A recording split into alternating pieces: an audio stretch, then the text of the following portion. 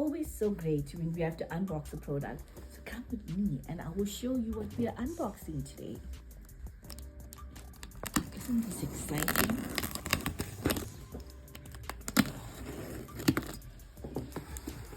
And when you are cutting boxes, always make sure that you're not cutting really deep, because in case there's no protective packaging, you will cut into the product.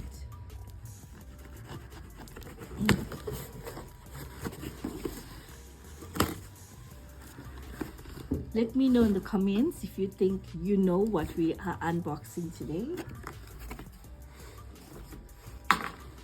Oh wow, look at this. It is the official licensed product for the Springboks.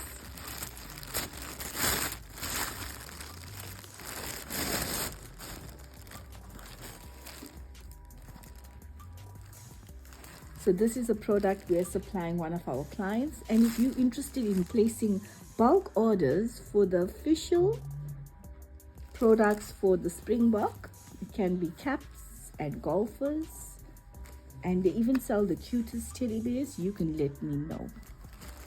27.